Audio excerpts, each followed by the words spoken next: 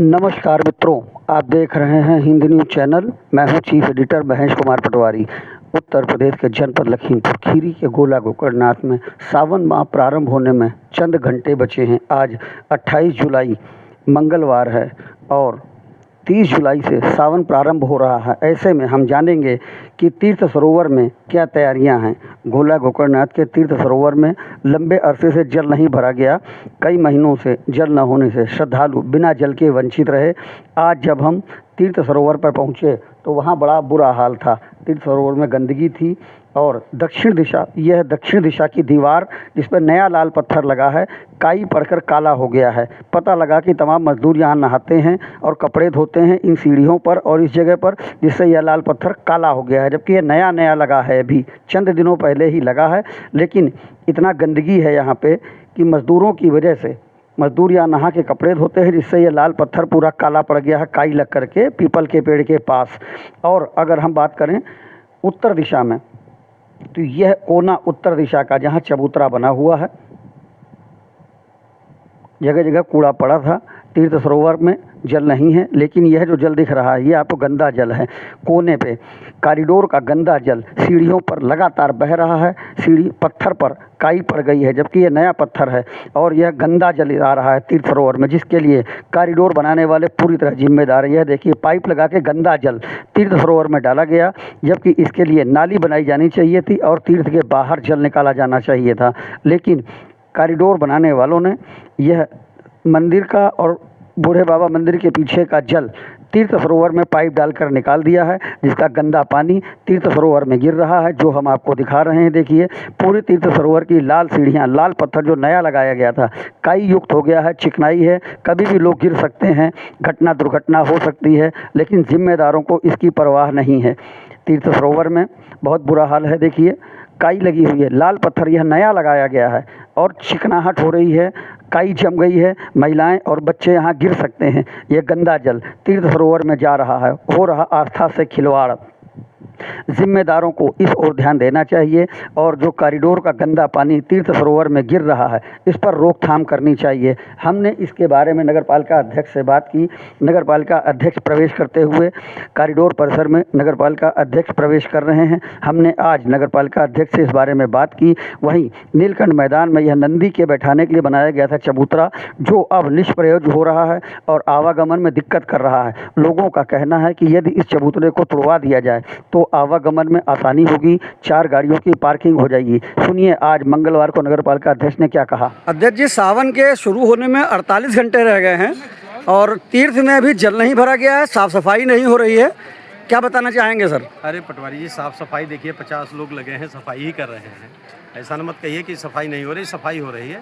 और जल भरने के लिए जब तक हम संतुष्ट नहीं हो जाएंगे यहाँ सफाई व्यवस्था से, यहाँ ईंटें ऊपर नीचे हैं, इसमें बालू पड़ के बराबर हो जाए, किसी को कोई दुर्घटना ना घटे, इसलिए पहले हम संतुष्ट हो जाएं। हम, हमारे ईओ साहब, हमारे एसआई साहब, पूरा स्टाफ नगर पालिका का यहाँ सुबह हम लोग आ गए थे और सुबह से देख रहे हैं व्यवस्था।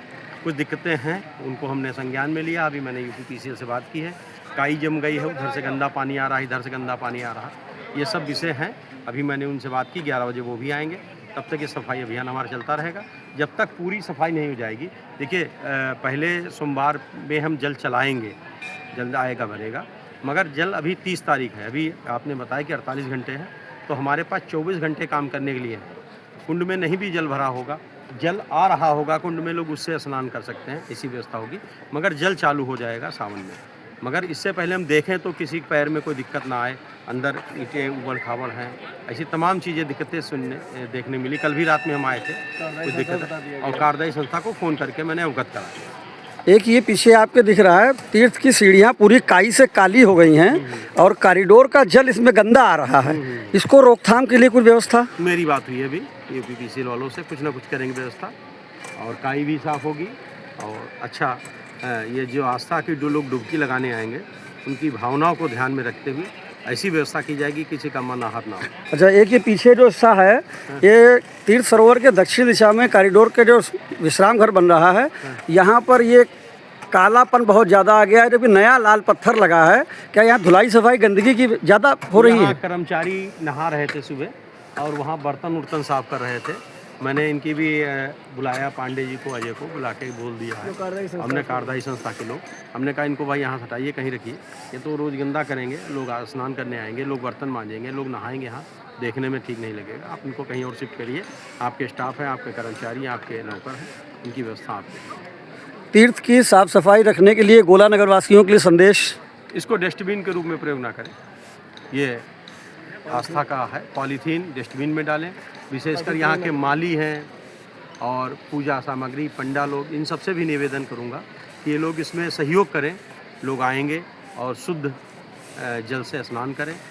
ऐसी ना व्यवस्था करें कि यहाँ पॉलीथीन पड़ी हो, पॉलीथीन को डस्टबिन में, पॉलीथीन बिल्कुल प्रयोग ना करें हम नगरवासी।